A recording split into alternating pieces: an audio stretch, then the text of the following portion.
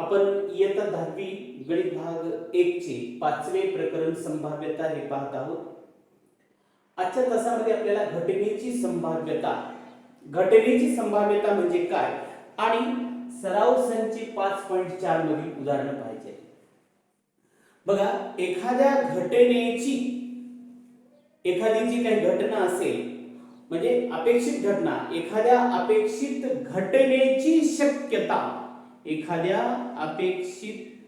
घटनेची शक्यता दर्शविणाऱ्या संख्येला घटनेची संभाव्यता म्हणतात. लक्षात आलं? एखाद्या कुठलीही अपेक्षित घटना असू द्या, आपण जर समजा कॉइन टॉस केलं, त्याच्यामध्ये एक अपेक्षित घटना असतेच, हेड मिळणे किंवा टेल मिळणे, ही अपेक्षित घटना आहे. तर ती अपेक्षित घटनेची शक्यता दर्शविणारा जो अंक असतो त्याला आपण काय म्हणतो? घटनेची संभाव्यता असं म्हणतो. ठीक आहे. तर त्या समजा S ही एक नमुना अवकाश आहे आणि n ऑफ S हे त्या नमुना अवकाश मधील घटक आहे. तर A या घटनेची संभाव्यता आपण कसं लिहितो? म्हणून A समजा त्यामधली एखादी घटना दिलेली आहे, दोन कॉइन टॉस केल्याच्या नंतर अपेक्षित घटना जी आपल्याला माहित आहे, ती अपेक्षित घटना काय आहे? एखादी घटना आपण सांगितली की समजा पृष्ठभागावर हेड येणे, H येणे, ही झाली अपेक्षित घटना. त्या अपेक्षित घटनेची शक्यता दर्शविणाऱ्या संख्येला आपण संभाव्यता असं म्हणतो. तर ही घटना आहे. तर A या घटनेची संभाव्यता दाखवण्यासाठी P of A, probability of A, घटनेची संभाव्यता बरोबर आहे. आपण असं दाखवतो P ऑफ A बरोबर आहे n of A by n of S. हे लक्षात ठेवा. बरेच विद्यार्थी याला उलट लिहितात परीक्षेमध्ये. हे n ऑफ S वर लिहितात, n ऑफ A खाली लिहितात. अर्थात हे तुम्हाला माहित असेल, हे याच्यापेक्षा जास्त असतं n of S, n of A by n of S, कारण हे नमुना अवकाश आहे आणि हा नमुना अवकाश शांत आहे. शांत आणि अनंत तुम्हाला माहिती आहे. यामध्ये घटक आपल्याला मोजता येतात, म्हणजे मोजण्याची क्रिया संपुष्टात येते. संचामध्ये शिकलो आपण शांत संच आणि अनंत संच. त्याच प्रकारे P ऑफ A बरोबर आहे n of A by n of S. अशा प्रकारे तुम्हाला या सूत्रानं प्रोबॅबिलिटी, घटनेची संभाव्यता काढता येते. आता लक्षात ठेवा, घटनेची संभाव्यता 0 ते 1 च्या दरम्यान असते. 0 ते 1 च्या दरम्यान असते. 0 ते 1, बरोबर आहे. 0 पेक्षा कमीही नसते किंवा 1 पेक्षा मोठीही नसते. 0 ते 1 यांच्या दरम्यान मध्ये असते. आणि ती किंवा आपण त्याला काय म्हणू शकतो अजून? 0% ते 100%, म्हणजे शतमानामध्ये दर्शवायचं असेल तर 0 ते 100% या प्रमाणामध्ये आपण सांगू शकतो. ठीक आहे. आता याच्यावर आधारित आपल्याला काही उदाहरणं पाहिजे आहेत. आपण ती उदाहरणं बघूया. बघा, हे उदाहरण, पहिलं उदाहरण आहे सराव संच 5.4 मधलं. दोन नाणी फेकली असता पुढील घटनांची संभाव्यता काढा. दोन घटना दिल्यात आपल्याला. कमीत कमी एक छाप मिळणे, एकही छाप न मिळणे, ही दुसरी घटना. तर अगोदर आपण काय करू? सॅम्पल स्पेस, नमुना अवकाश लिहूया याचा. दोन नाणी फेकली असता, दोन जर कॉइन टॉस केली तर त्याचा नमुना अवकाश काय होतो हे आपल्याला चांगल्या प्रकारे आता माहित झालं, कारण सराव संच 5.3 हे त्याच संदर्भात होतं. म्हणून आपण या ठिकाणी नमुना अवकाश सहजपणे लिहू शकतो. S बरोबर आहे, दोन नाणी आहेत. तर सर्वप्रथम आपण काय करू? H घेऊ, त्याच्यानंतर T घेऊ, त्याच्यानंतर HT, त्याच्यानंतर TH. याच्या व्यतिरिक्त कुठल्याही प्रकारचं या घटक येणार नाहीत. HH, TT, HT आणि TH. ठीक आहे. दोन्ही H घेतले, दोन्ही T घेतले. पहिलं H, दुसरं H, पहिलं T, दुसरं T, म्हणजे सर्व शक्यताचा विचार केलेला आहे. आणि म्हणून n ऑफ S यामध्ये असलेल्या घटकांची संख्या 1 2 3 आणि 4 आहे. हे झालं याच्यामध्ये n ऑफ s मध्ये असलेल्या घटकांची संख्या. आता याच्यानंतर तुम्हाला काय करायचंय, घटना लिहायची आहे. घटना काय सांगितलेली आहे, कमीत कमी एक छाप मिळणे ही घटना आहे. समजा आपण त्या घटनेला एक असं अक्षरानं दर्शवू. एक घटना काय दिली, एक घटना कमीत कमी एक छाप. पुन्हा लक्षात ठेवा, कमीत कमी म्हटलं की जास्त आलं तरी चालतं, जास्तीत जास्त म्हटलं की किती कमी असलं तरी चालतं. हे लक्षात ठेवा हे दोन शब्द. कमीत कमी एक छाप मिळणे, कमीत कमी एक छाप पाहिजे. छाप म्हणजे आपण त्याला हेड म्हणतो. कमीत कमी एक पाहिजे. इथं कमीत कमी एक आहे, इथे कमीत कमी एक आहे, इथं दोन आहेत, जास्त चालतात. म्हणून आपण काय करू, एच एच एच टी आणि टी एच अशा प्रकारे n ऑफ a बरोबर आहे 1 2 3 तीन घटक आहे. त्याच्यानंतर याचं तुम्हाला आता संभाव्यता काढायची आहे. संभाव्यता कशी काढणार, आता सूत्र पाहिलं आपण, p ऑफ a बरोबर आहे n of a by n of s. म्हणून p ऑफ a बरोबर आहे n of a. n of a किती आहे 3, n ऑफ s किती आहे 4. म्हणजेच आपल्याला काय सांगता येतं, p of a probability of a बरोबर आहे 3/4. हे झालं पहिल्याचं उत्तर. आता दुसरी घटना लिहू, एकही छाप न मिळणे. एकही छाप न मिळणे, एकही छाप न मिळणे म्हणजे इथं आहे दोन छाप आहेत, इथं एक आहे छाप, इथं सुद्धा एक आहे छाप, पण या ठिकाणी मात्र एकही नाही. म्हणून हे घेता येईल आपल्याला. म्हणून घटना बी, दुसरी घटना आपण घेऊया. घटना बी बरोबर आहे, बी घटना काय सांगितलेली आहे की एकही छाप न मिळणे. एकही छाप न मिळण्याचं एकमेव आहे घटक टी. आणि म्हणून n ऑफ b बरोबर आहे 1. आणि आता प्रोबॅबिलिटी ऑफ b म्हणजे b ची संभाव्यता काढायची, b या घटनेची. p ऑफ b म्हणजे b घटनेची संभाव्यता बरोबर आहे n ऑफ b या b मध्ये असलेल्या घटकांची संख्या भागिले n ऑफ s नमुना अवकाश मध्ये असलेल्या घटकांची संख्या. म्हणून p ऑफ b बरोबर आहे n ऑफ b 1 आहे आणि n ऑफ s किती आहे 4. मग आपल्याला काय मिळालं, p ऑफ b बरोबर आहे 1/4. दुसरं उदाहरण पहा. दोन फासे एकाच वेळी टाकले असता पुढील घटनांची संभाव्यता काढा. दोन फासे एकाच वेळी टाकले याचा नमुना अवकाश लिहिण्याचं सराव आपण अगोदरच्या सराव संचामध्ये 5.3 मध्ये केलेला आहे. त्याच्यामुळे याच्याबद्दल काही तेवढं विशेष नाही, सहज आपण लिहू शकतो. तर दोन फाशाचा अगोदर नमुना अवकाश लिहून नंतर घटनांचा विचार करूया. ठीक आहे. यस बरोबर आहे नमुना अवकाश. दोन फासे 1 1 1 2 1 3 1 4 1 5 आणि 1 6. पहिल्या फाशावरचा 1 हा अंक कंटिन्यू केला. आता पहिल्या फाशावरचा अंक काय घ्यायचा, 2 घ्यायचा. त्यानंतर 2 1 2 2 2 3 2 4 2 5 आणि 2 6. पहिल्या फाशावरचा अंक काय घेतला होता 2. आता काय घ्यायचं 3 3 1 3 2 3 3 3 4 3 5 3 6. झालं. आता 3 संपला. आता काय घ्यायचं 4 4 1 4 2 4 3 4 4 4 5 4 6. 4 सुद्धा झाला कंटिन्यू. आता 5 घ्यायचा आणि नंतर 6. 5 1 5 2 5 3 5 4 5 5 5 6. आता 6 घ्यायचं. 6 1 6 2 6 3 6 4 6 5 आणि 6 6. आता यामध्ये आपल्याला किती झालेत हे एकूण, हे 6 6 6 6 12 12 1 12 2 32 36 म्हणजे n ऑफ s बरोबर एकूण किती आहे 36. ठीक आहे. n ऑफ s ची किंमत आपण 36 लिहिलेली आहे.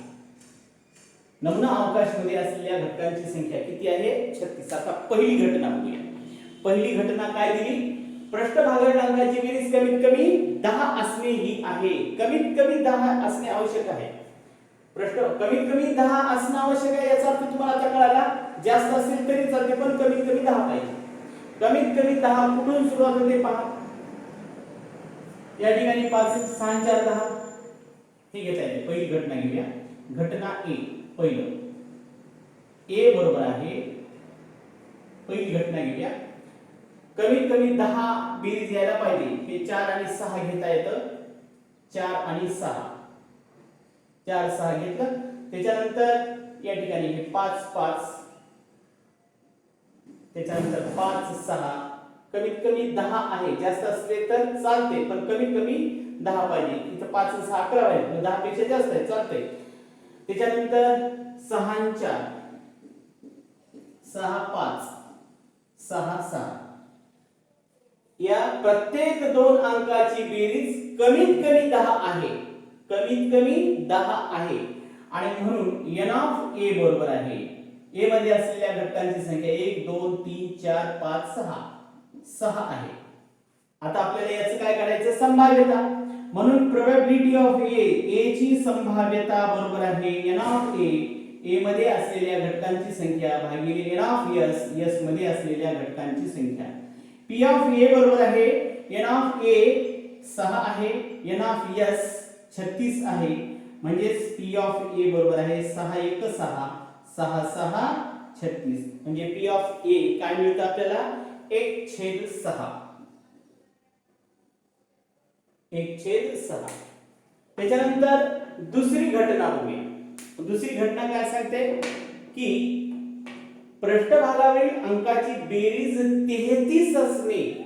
पृष्ठभागावरील अंकाची बेरीज कुठलेही घ्या तुम्ही 33 कुठेच येत नाही. जास्तीत जास्त काय आलं 6 6 12. याच्या पुढे आहे का नाही. आणि म्हणून यामध्ये कुठलाही घटक आपल्याला सापडत नाही. म्हणून अशी घटना शक्य नाही. ही घटनाच नाही. म्हणून आपण या ठिकाणी बी जी घटना आहे ही बी घटनेमध्ये आपण हे रिक्त संच दाखवायचा आहे. मग याच्यामध्ये एकही घटक येणार नाही. दुसऱ्या घटनेमध्ये हे दुसरा प्रश्न होता हा. एकही घटक येत नाही. म्हणून n ऑफ b बरोबर काय सांगता येईल तुम्हाला 0. आता p ऑफ b म्हणजे b ची संभाव्यता. p ऑफ b बरोबर आहे प्रोबॅबिलिटी ऑफ b ची संभाव्यता बरोबर आहे n ऑफ b मध्ये असलेल्या घटकांची संख्या छेद n ऑफ s मध्ये असलेल्या घटकांची संख्या बरोबर आहे 0. आणि n ऑफ s किती आहे आपलं 36. आणि म्हणून p ऑफ b ची संभाव्यता काय सांगता येईल आपल्याला 0. 0 भागिले कोणतीही संख्या काय होतं 0. आता तिसरी घटना आहे. तिसऱ्या घटनेमध्ये काय दिलं, पहिल्या भाषावरील अंक हा दुसऱ्या भाषावरील अंकापेक्षा मोठा असणे. म्हणजे नेहमी पहिल्या भाषावरचा अंक हा दुसऱ्या भाषावरील अंकापेक्षा मोठाच पाहिजे. पहिल्या भाषावरचा अंक मोठा असलेला कुठून सुरुवात होते बघा. या ठिकाणी पहिल्या भाषावरचा अंक हा दुसऱ्या भाषावरील अंकापेक्षा मोठा आहे. इथं पाहिलं तुम्ही हे पहिल्या भाषावरचा अंक लहान आहे मोठे दुसऱ्या भाषावरचा अंकापेक्षा. या ठिकाणी प्रत्येक ठिकाणी बघा पहिल्या भाषावरीलचा अंक हा कसा आहे लहान आहे. पण कुठून मोठा होतो ते बघा. त्या ठिकाणचे तुम्हाला ते अंक घ्यायचे आहेत. असे अंक घ्या की पहिल्या भाषावरील अंक हा दुसऱ्या भाषावरील अंकापेक्षा मोठा असेल. मग काय घेता येतं, कुठून सुरुवात करू 2 1. हे बघा 2 1 आपण अगोदर काय करूया अंडरलाईन करू. हे बघा हे 2 1 आहे. पहिल्या भाषावरचा अंक हा मोठा आहे दुसऱ्या भाषावरील अंकापेक्षा. त्याच्यानंतर इथे नाही बघा कुठंच. त्याच्यानंतर 3 च्या याच्यामध्ये बघा 3 च्या याच्यामध्ये कुठं सांगता येते तुम्हाला पहिल्या भाषावरचा अंक हा दुसऱ्या भाषावरील अंकापेक्षा मोठा आहे बघा 3 1. त्याच्यानंतर 3 2. आता इथं आहे का मोठा सारखाच आहे हे कॅन्सल करा. त्याच्यानंतर 4 मध्ये हे बघा पहिला अंक हा दुसऱ्या अंकापेक्षा मोठा आहे. इथं सुद्धा मोठा आहे, इथं सुद्धा मोठा आहे, इथं नाही सोडून द्यायला. त्याच्यानंतर पुढे या 5 हे मोठा आहे, हे मोठा आहे, हे मोठा आहे, हे मोठा आहे, इथं संपलं. त्याच्यानंतर 6 चं हे अंक मोठा आहे, हे अंक मोठा आहे, हे अंक मोठा आहे, हे अंक मोठा आहे, हे अंक मोठा आहे, संपलं. एवढं तुम्हाला लिहावं लागेल. म्हणून तिसरी घटना जी आहे सी बरोबर आहे, काय काय घ्यायचे आपल्याला, हे सर्वप्रथम 2 1, त्याच्यानंतर 3 1, त्याच्यानंतर 3 2, त्याच्यानंतर 4 1, त्याच्यानंतर 4 2, 4 3, नंतर 5 1, 5 2, 5 3, 5 4, त्याच्यानंतर 6 1, 6 2, 6 3, 6 4, 6 5. तर आता एन ऑफ सी किती आहे, N of C 1 2 3 4 5 6 7 8 9 10 11 12 13 14 15. N of C किती झालं, 15. आता याची संभाव्यता काढता येते आपल्याला. पी ऑफ सी बरोबर आहे N of C by N of S. P of C बरोबर आहे एन ऑफ सी 15 आहे, एन ऑफ एस किती आहे आपलं 36. म्हणून पी ऑफ सी बरोबर आहे 3 भाग जातो 3 5 15, 3 1 3 3 2 6 5/12. हे झालं तिसऱ्या घटनेची संभाव्यता. हे अतिशय महत्त्वाचे प्रश्न आहेत बघा, परीक्षेला हमखास विचारल्या जातात. यानंतरचं तिसरं उदाहरण बघा. एका पेटीत 15 तिकिटे आहेत. प्रत्येक तिकिटावर 1 ते 15 पैकी एक संख्या लिहिलेली आहे. त्या पेटीतून एक तिकीट यादृच्छिक पद्धतीने काढले तर तिकिटावरची संख्या ही समसंख्या असणे पहिली घटना, संख्या 5 च्या पटीत असणे दुसरी घटना. या दोन्ही घटनांची काय करायची आपल्याला, संभाव्यता काढायची आहे. तर सर्वप्रथम 15 तिकिटे आहेत आणि प्रत्येक तिकिटावर 1 ते 15 पैकी एक अंक लिहिला. पहिल्या समजा एकावर 1 असेल, दुसऱ्यावर 2 3 4 5 अशा प्रकारचे अंक लिहिलेले आहेत. तर याचा नमुना अवकाश तुम्हाला माहित असेल, मग 1 ते 15 एवढेच अंक येतील. 1 2 3 4 5 असं शेवटपर्यंत किती येईल, 15 येईल. असं नाही लिहिलं तरी चालतं, डायरेक्ट लिहून लास्ट आता 15 लिहिलं तरी चालतं, किंवा लिहायचं असेल तर लिहू शकता 6 7 8 9 10 11 12 13 14 आणि लास्ट हे 15 आहे. मग आता याच्यामध्ये एकूण घटक किती, एन ऑफ एस बरोबर आहे एकूण किती होतात, मग 15 होतात. 15 घटक आहेत, 15 तिकीट आहेत, म्हणजे एन ऑफ एस बरोबर आहे 15. आता आपण काय करू, पहिली घटना बघूया. पहिली घटना काय दिली, समसंख्या असणे. पहिली घटना ए, पहिल्या घटनेला आपण ए लिहूया. नंबर 1 समसंख्या, सर्व समसंख्या 2, त्याच्यानंतर 4, त्याच्यानंतर 6, त्याच्यानंतर 8 10 12 आणि 14. म्हणजे एन ऑफ ए बरोबर किती सांगता येतं, 3 आणि 3 6 आणि 1 7 झालं. एन ऑफ ए सुद्धा आपल्याला मिळालेलं आहे. आता एन ऑफ ए मिळाल्यानंतर लगेच आपण याची प्रोबॅबिलिटी ऑफ ए करूया, काढूया. पी ऑफ ए म्हणजे ए या घटनेची संभाव्यता बरोबर आहे एन ऑफ ए, ए मध्ये असलेल्या घटकांची संख्या भागिले एन ऑफ एस, एस मध्ये असलेल्या घटकांची संख्या. तर पी ऑफ ए बरोबर आहे एन ऑफ ए 7 आहे आणि एन ऑफ एस किती 15 आहे. आणि म्हणून हेच याचं आपल्याला काय सांगता येतं, संभाव्यता पी ऑफ ए बरोबर आहे 7/15. ठीक आहे. त्याच्यानंतर दुसरं बघा, आता 5 च्या पटीत असणे. 5 च्या पटीत असण्याचं काय करायचं आपल्याला, 5 च्या पटीत असणे. दुसरी घटना नंबर 2, 5 च्या पटीमध्ये 5 10 15 हे तीनच घटक येतील. हे दुसरी घटना म्हणजे कोणती आहे, बी घेऊया. म्हणजे एन ऑफ बी बरोबर काय सांगता येईल मग तुम्हाला, एन ऑफ बी बरोबर आहे 3. म्हणून P of B, probability of B बरोबर आहे एन ऑफ बी छेद एन ऑफ एस. म्हणून पी ऑफ बी बरोबर आहे एन ऑफ बी ची किंमत 3 आणि एन ऑफ एस किती आहे 15.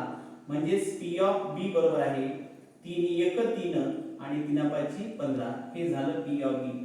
लक्षात घ्या, प्रत्येक उदाहरणामध्ये हे सूत्र लिहिणं आवश्यक आहे. सूत्राला मार्क असतात. पी ऑफ ए बरोबर एन ऑफ ए भागिले एन ऑफ एस असं सूत्र लिहिणं आवश्यक आहे, नंतर त्याच्या किमती. ठीक आहे, अतिशय सोपं आहे. बघा यानंतरचा चौथा प्रश्न आहे, अंकाची पुनरावृत्ती न करता पुन्हा पुन्हा अंक येऊ द्यायचे नाही. जसं हे 2 अंक आहे 22, हे 3 33 5 55 असे येऊ द्यायचे नाही.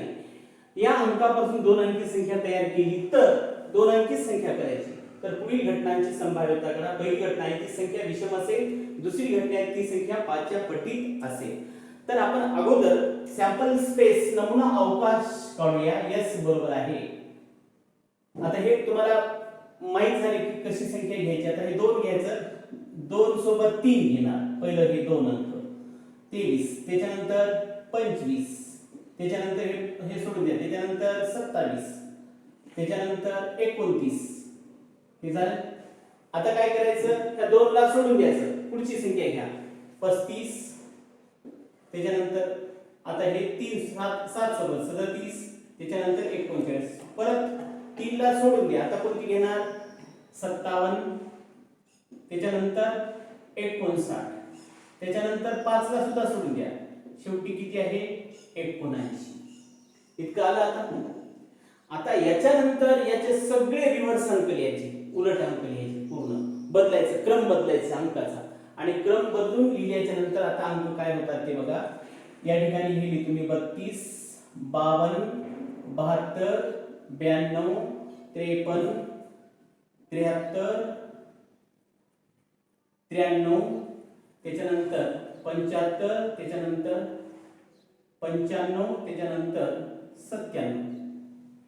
हे झालं कंप्लीट. आता हे अंक मोजू किती आहेत ते. 1 2 3 4 5 6 7 8 9 आणि 10. 10 म्हणजे हे डबल आलं, 10 दोन्ही 20. म्हणजे n ऑफ s बरोबर आहे, n ऑफ s बरोबर किती आहे, 20. आता आपण काय करूया, पहिली घटना बघू. पहिली घटना काय आहे. पहिली घटना पहा. ती संख्या विषम असेल. ती संख्या विषम असेल तर काय घ्यावं लागेल बघा आपल्याला. विषम संख्या कोणती आहे ते समजेल तुम्हाला. पहिली घटना ही म्हणूया, ए ही घटना. ती संख्या विषम असेल, विषम जेवढ्या आहे त्याच्यातल्या तेवढ्या या. हे 23 आहे विषम संख्या, त्याच्यानंतर 25 आहे, 27 आहे, 29 आहे, 35 आहे, 37 आहे, 39 आहे, 57 आहे, त्याच्यानंतर 59 आहे, 79 आहे, बरोबर. 32 नाही, 52 नाही, 72 नाही, 92 नाही, 53 आहे, है ना. 53, 73, 93, 75, 95 आणि 97 एवढे आहेत बघा. विषम संख्या आहे. म्हणून n ऑफ a बरोबर आहे, हे काउंट करूया किती आहेत संख्या ते. 1 2 3 4 5 6 7 8 9 10 11 12 13 14 15 16. किंवा सोपी आयडिया याच्यातले सोडून द्यायची. 20 मध्ये किती सर्व संख्या आहेत एवढ्याच आहेत ना. किती आहेत, 32 आहे, 52 आहे, 72 आहे, 92 आहे. 1 2 3 4 सोडून द्या. 20 मधून 4 गेले, किती आले, 16. हे झालं n ऑफ a, पहिली घटना. आता याच्यानंतर आपण काय करूया, याची प्रोबॅबिलिटी काढून घेऊया. p ऑफ a बरोबर आहे संभाव्यता, a ची संभाव्यता, घटना a ची संभाव्यता बरोबर आहे p of a by n of a by n of s. म्हणून p ऑफ a बरोबर आहे n ऑफ a ची किंमत किती आहे, 16, आणि n ऑफ s ची किती आहे, 20. 4 ने भाग जातो. p ऑफ a बरोबर आहे 4 चौक 16, 4 पंच 20. म्हणजे p ऑफ a काय मिळालं आपल्याला, 4/5. आता दुसरी घटना नंबर 2. दुसरी घटना काय सांगितलेली आहे, ती संख्या 5 च्या पटीमध्ये असेल. b बरोबर आहे 5 च्या पटीमध्ये असलेली संख्या घ्यायची. 5 च्या पटीमध्ये असलेला म्हणजे त्यानंतर हे 25 येतील, त्यानंतर 35 या लाईन मध्ये झाला. याच्यानंतर 5 च्या पटीमध्ये असलेले 75 आणि 95. ठीक आहे. म्हणून n ऑफ b बरोबर आहे 4, आणि म्हणून p ऑफ b, b या घटनेची संभाव्यता बरोबर आहे n ऑफ b, b मध्ये असलेल्या घटकांची संख्या भागिले n ऑफ s, s मध्ये असलेल्या घटकांची संख्या. n ऑफ b 4 आहे आणि n ऑफ s 20 आहे. म्हणून p ऑफ b बरोबर आहे 4 1 4 4 पंच 20. हे झालं दुसऱ्या घटनेची संभाव्यता. बघा ह्यानंतरचा या सराव संचामधला शेवटचा प्रश्न आहे, योग्य रीतीने पिसलेल्या 52 पत्त्याच्या कॅट मधून 52 पत्त्याचा जो कॅट असतो त्या कॅट मधील पत्त्यांना योग्य पद्धतीने पिसल्याच्या नंतर त्याच्यातून एक पत्ता काढला, यादृच्छिक प्रयोग आहे. तर पुढील घटनांची संभाव्यता काढा. नंबर 1 पहिली घटना आहे एक्का मिळणे, त्या कार्डावर एक लिहून असतं एक्का मिळणे. नंबर 2 इस्पिक पत्ता मिळणे. तर आता हे प्रश्न सोडवण्यापूर्वी आपण त्या कॅट मध्ये असलेल्या पत्त्याच्या बाबतीत थोडीशी चर्चा करूया. आपल्या पाठ्यपुस्तकात दिलं त्याप्रमाणे मी तुम्हाला सांगतो. तर कॅट मध्ये एकूण 52 पत्ते असतात बघा टोटल.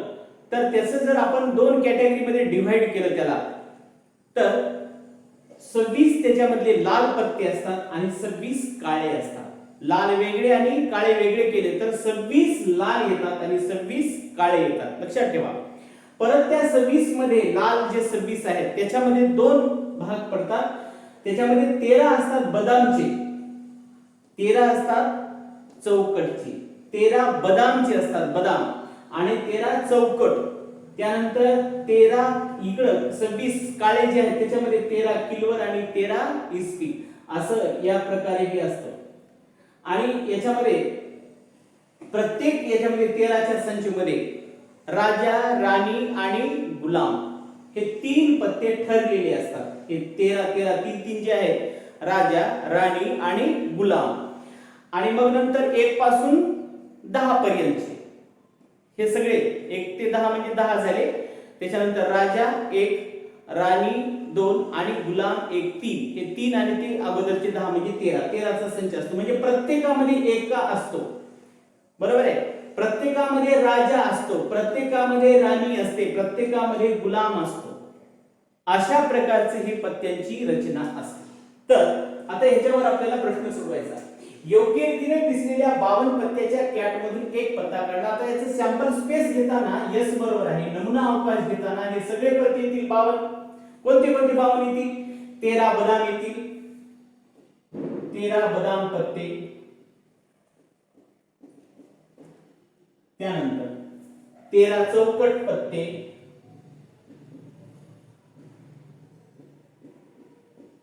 त्यानंतर 13 कोणते आहेत? किलवर,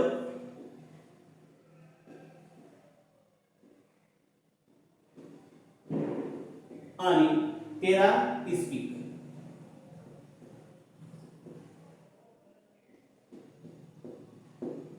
अशा प्रकारचे 52 पत्ते आहेत, त्याच्यामध्ये समावेश आहे. मग आता एन ऑफ एस म्हणजे या नमुना अवकाश मध्ये असलेल्या एकूण पत्त्यांची संख्या किती आहे? 52.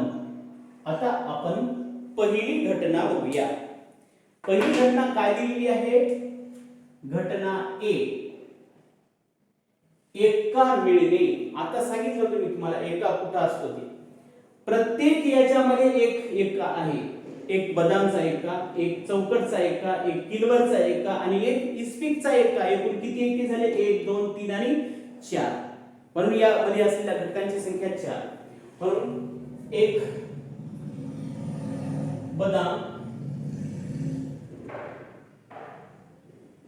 बदामचा एका. त्याच्यानंतर दुसरं कोणतं आहे? चौकटचा एका. त्यानंतर किलवरचा एका,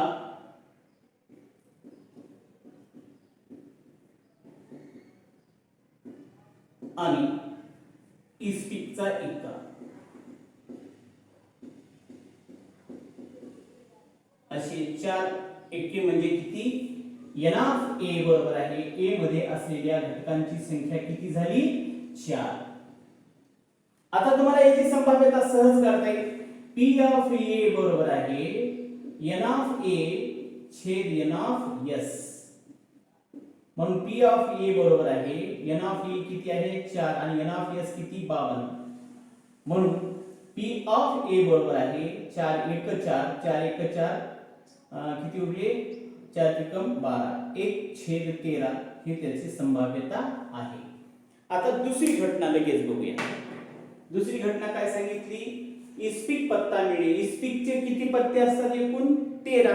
म्हणून आपल्याला डायरेक्ट लिहिता येतं बी घटनेमध्ये घटना बी 13 पत्ते आहेत. इस्पिकचे 13 पत्ते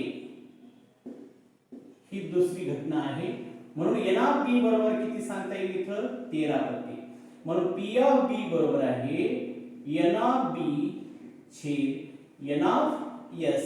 म्हणून p ऑफ b बरोबर आहे n ऑफ b आहे 13 आणि n ऑफ s किती आहे n ऑफ s 52. म्हणून p ऑफ b बरोबर आहे 13 1 13 3 चौक 52 म्हणजे p ऑफ b बरोबर 1/4. ठीक आहे. तर हे सराव संच आपलं संपलेलं आहे.